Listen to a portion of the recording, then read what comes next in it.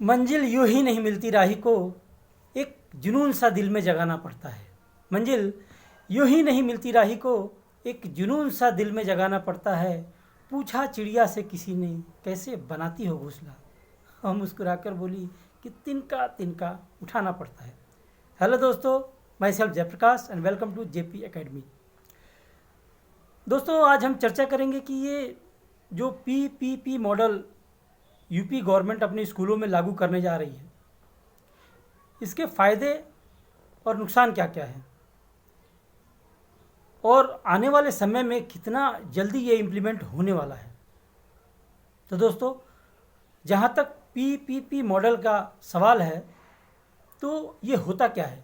Actually PPP model means public private partnership होता है, जिसमें आधा गवर्नमेंट का हिस्सा रहता है, आधा नहीं कह सकते हम, 25% गवर्नमेंट का हिस्सा रहता है एंड 75% जो प्राइवेट संस्थाएं हैं उनका हिस्सा रहता है।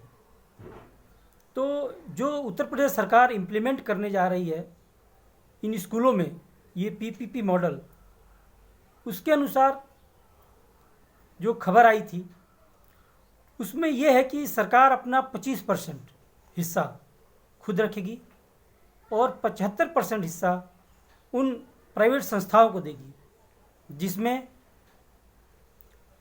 फीस, अंदर की जो सामग्रियां हैं, पढ़ने के लिए जो भी विषय वस्तु उपलब्ध कराई जाएगी वो प्राइवेट सेक्टर के हाथ में दी जाएगी, और जो स्कूल का इंफ्रास्ट्रक्चर होगा, पूरा ढांचा होगा, वो हमारी उत्तर प्रदेश सरकार बना के देगी। अब इस बात के कुछ फ़ायदे भी हैं और कुछ नुकसान भी है दोस्तों। Will discuss about what are the advantages and disadvantages of this PPP model.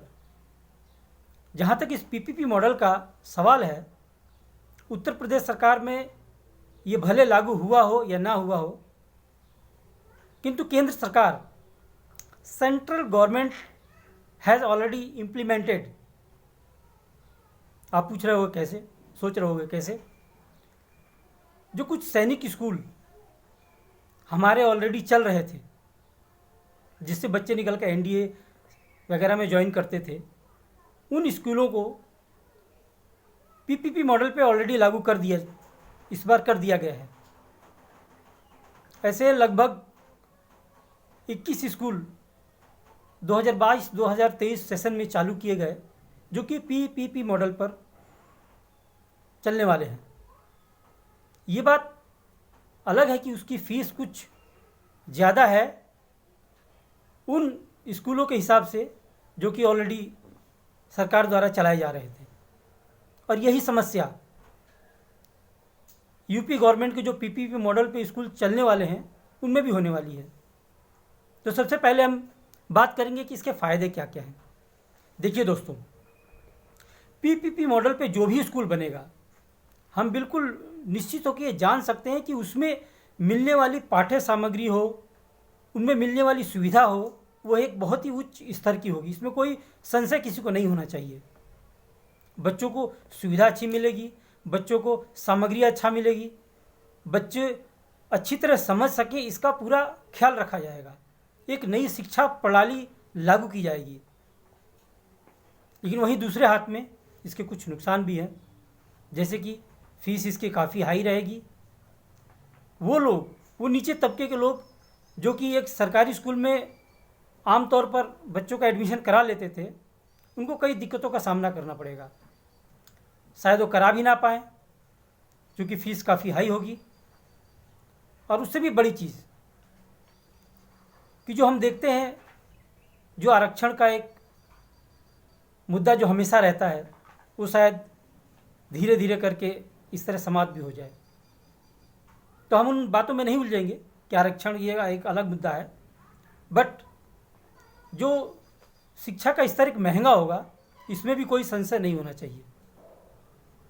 तो हम जानते हैं कि हमारे बच्चों के बेहतर भविष्य के लिए एक बहुत अच्छी पहल है सरकार द्वारा, इसमें कोई दो राय नहीं। लेकिन शिक्षा का निजीकरण बच्चों के भविष्य को एक ऐसे महंगे दौर में ले जाएगा जहाँ सभी को शिक्षा पाना मेरी समझ से बहुत ही मेरी समझ से मुश्किल होगा।